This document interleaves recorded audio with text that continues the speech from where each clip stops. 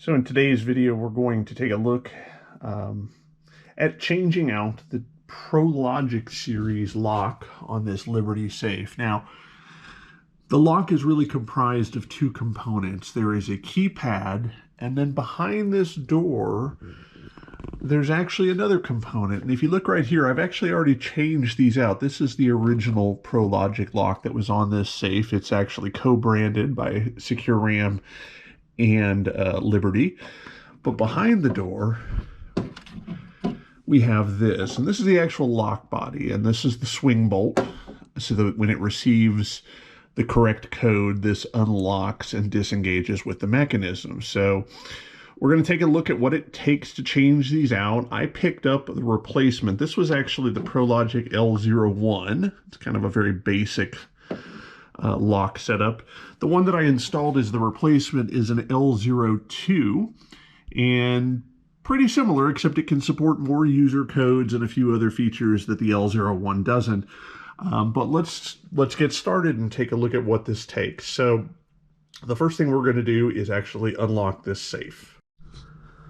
Okay, with the safe now open, this one has the panel on the inside of the door that's designed with compartments for hanging things and storing pistols and other things. A couple other things to note. There are bolts that retract on each side of this door. There's another one here. There's another one here. Another one here, and so on. And they're on the bottom, and they're on the inside as well. On the inside edge, and there's a little spot that you're going to need to know about later. It's a little difficult to find and to see, but if you run your hand along kind of about the midpoint of the door right here, there's actually a button, and it's really dark. I'm sorry, it's hard to see, but my finger is on it. It's just a push button, and you can push it in and let it go. Push it in spring-loaded to stay in the open position. That button is what allows you to actuate the safe when it's in the open, when the door is in the open position. So that's going to come in handy, because before we change out the lock fully and we're close it for the first time and turn the handle to lock it, we need to know that everything has, the codes we have set have all worked perfectly. So we're going to exercise this about 3 or 4 times. One of the other things you should know about Liberty safes and the recent issues they've had is my safe had a serial number on top. It was sitting right back there in the corner on the top surface, so that anybody who walked up to this safe could see what the serial number is, call Liberty and say, I'm here working on safe X and I need to get into it. That sticker just peels right off. And I removed it, and I chose to place it right here on the inside top of the door. Now I'm going to cover the serial number because I don't really want the whole world to know my safe serial number, but that's what this is. It was the original one that was on the outside of the safe. It's now here. That code is also located on the edge of the door over here.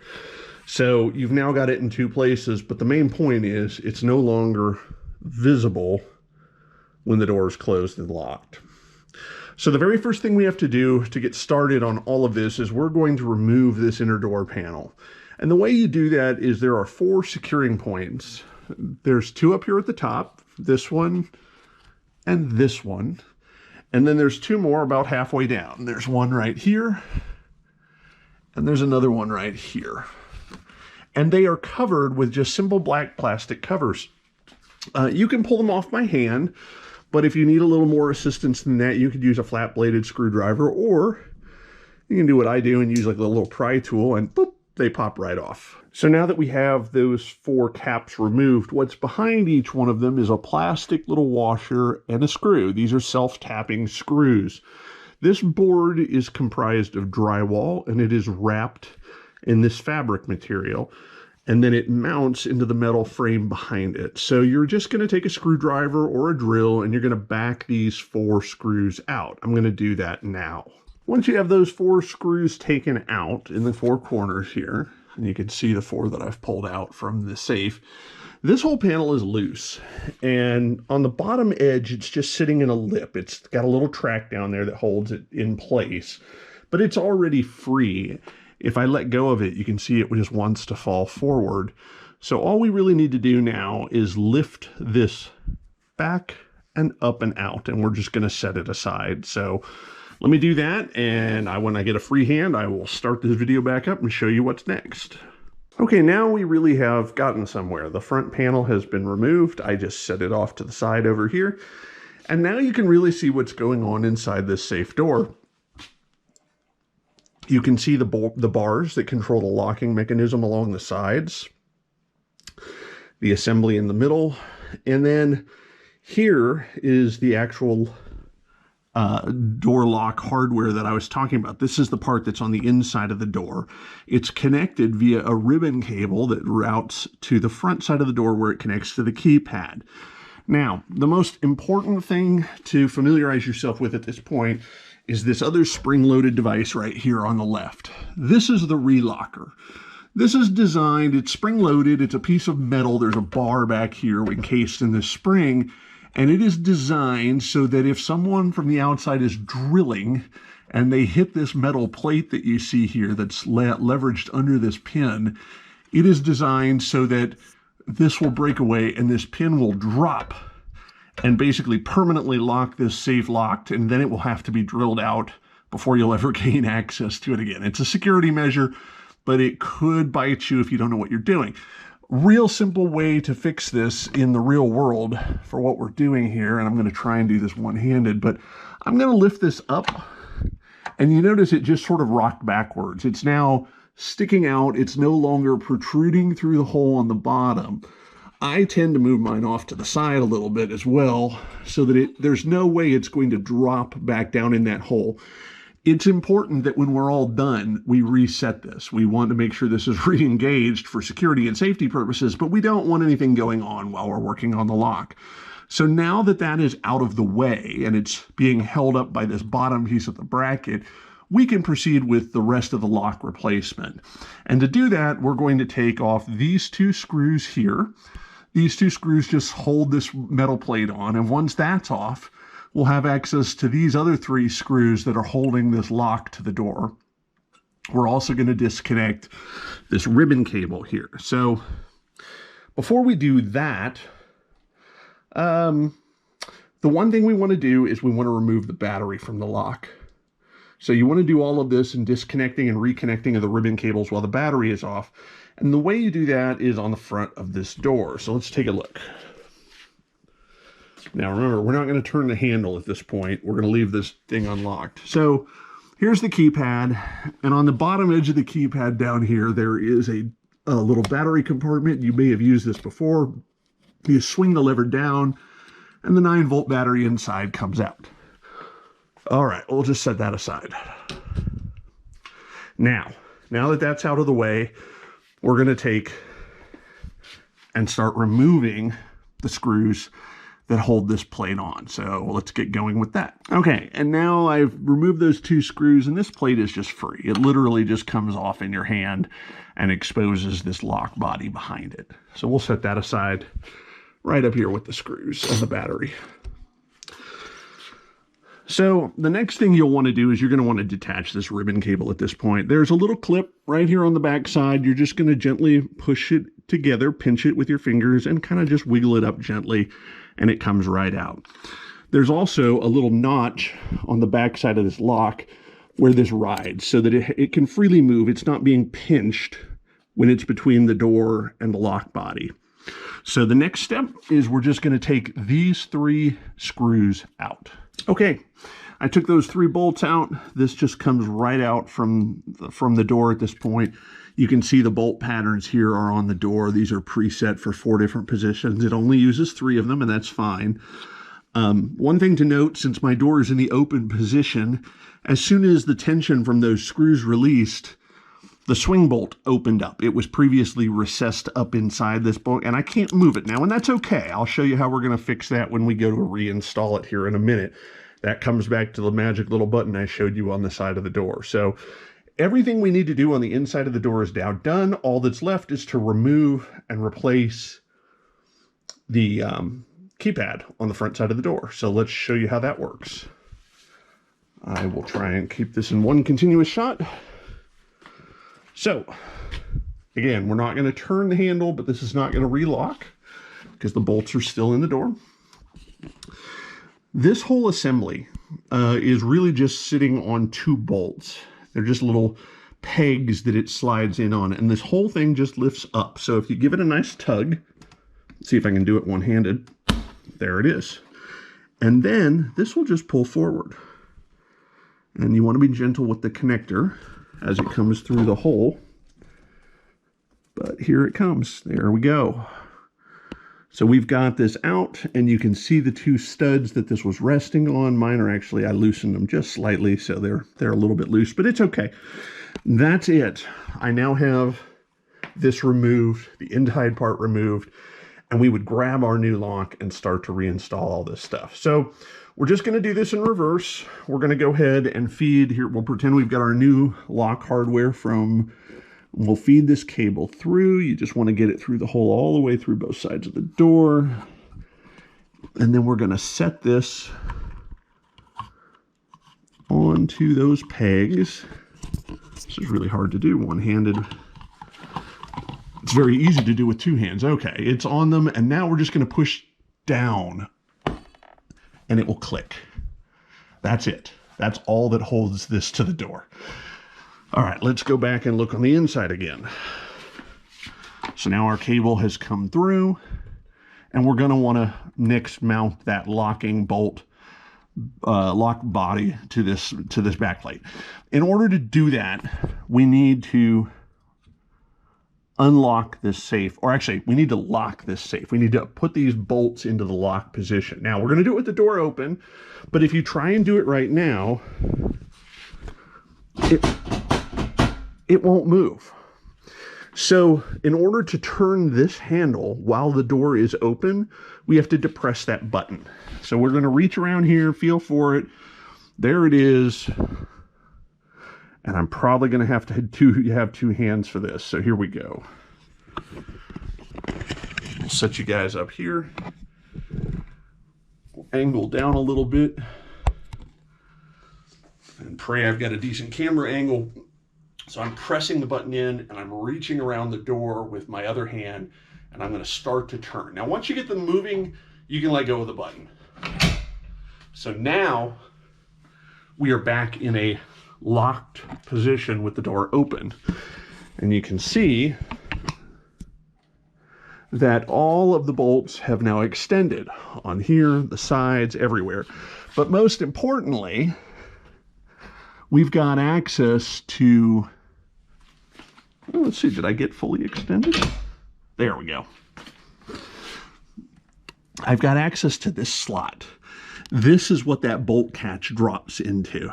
So we need this rectangular cutout to be directly up where the lock body is going to go in order to reinstall it while it is in the open position.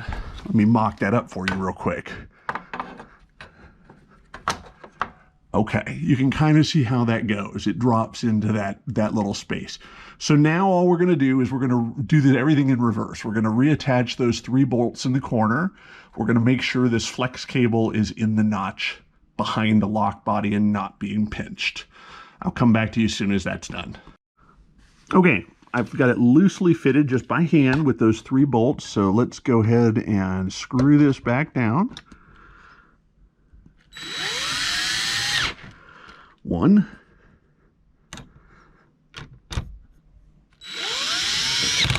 2, and cooperate. There we go. Perfect. So this cable is not pinched. It's still loosely just sitting here. I can move it up and down a little bit left to right, so that's good. At this point, the battery's still out, so we can go ahead and plug this back in. We're just going to set that right on top and push down. Click. Very definitive little plastic click, so that's good to go. This is not kinked, it's not twisted, it's just going to make a little nice arcing loop over the top. So the next thing we need to do is to put that other backing plate on for the relocker. Okay, once again, I've just sort of loosely put this in place and started these 2 screws by hand. We're going to finish them off with the drill.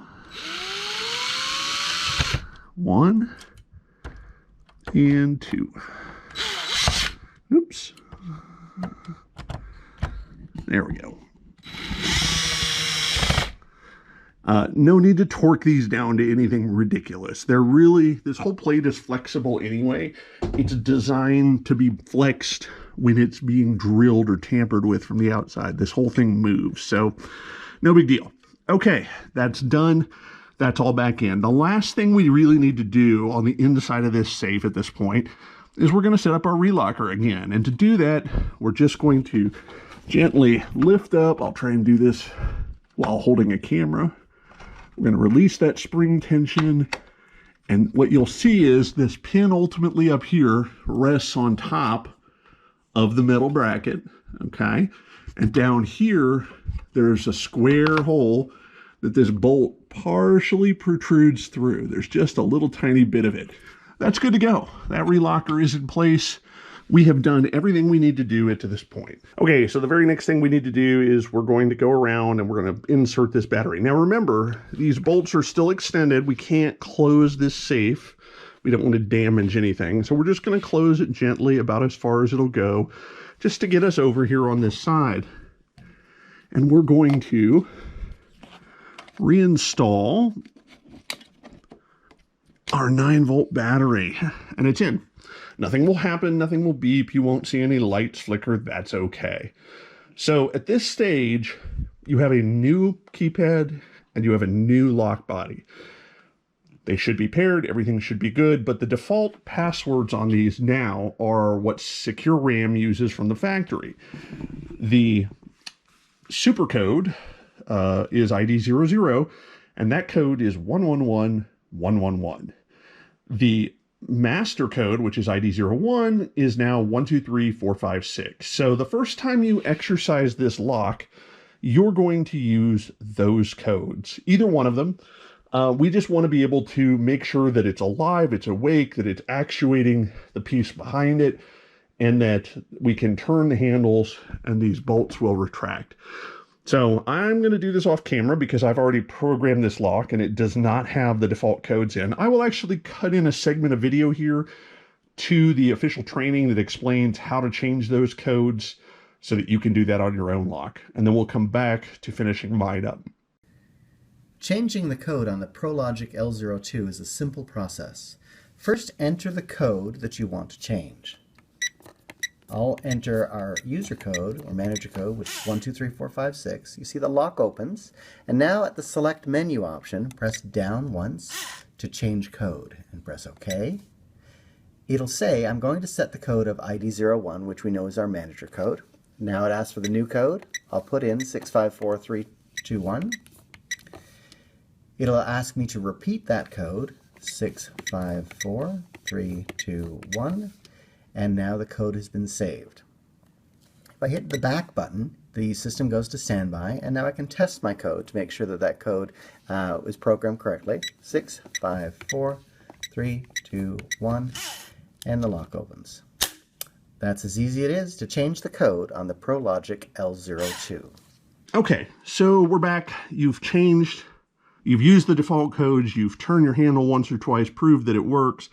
You've set up a new ID00 code and a new ID01 code that are unique to you, that only you know, that Liberty Safe no longer knows anything about. They don't even know your safe serial number anymore because you took the sticker off the top of the safe and you moved it to the inside of the door like I did. So now we need to make sure this is all working before we reinstall that back panel, that inside panel with the storage to this door. So here's what we're going to do. Off camera, I'm going to enter one of my codes.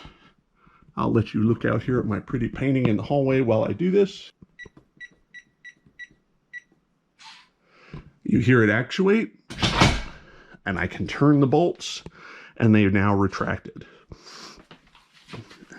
And we're back to this configuration. The bolt latch is being held open by this piece of metal.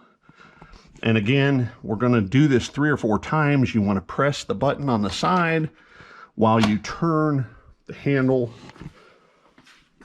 of the safe to make sure that you can enter that code 3 or 4 times before everything is complete. So once you've satisfied yourself, do it at least 3 times. But once you've satisfied yourself that that's all done, the very next thing we're going to do is just reinstall that door panel. It's kind of boring. We're just going to set it back in place, line up the holes, reinstall the self-tapping screws, put the caps back on, and we're done. We'll test it one more time after that, so I'll be right back. Okay, now that the screws and the retainers are all back in the door, I'm just going to put these caps back on. They just sort of click into place. Here's the second one. Here's the third one. Click. And the fourth one. Click. Okay. Let's test this lock one more time. Again, I'm going to set you guys down. I'm going to press in this button on the inside of the door. I'm going to lock this door handle. There it is. I will re-enter my code.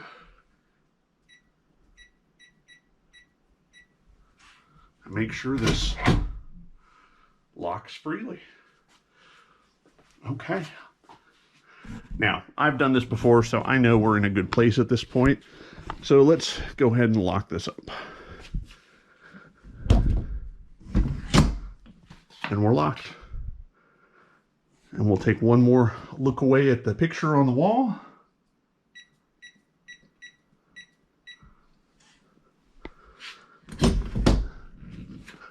And voila, we're back to open. That's all there is to it. You have now successfully swapped out your SecuRam hardware for new SecuRam hardware that is not co-branded by Liberty Safe. In fact, I showed you that at the beginning, but you can see this one just says SecuRam. It doesn't mention Liberty Safe anymore. So we are still using a high quality safe. We've hidden our serial numbers and we've got codes that only we know. Thanks for watching.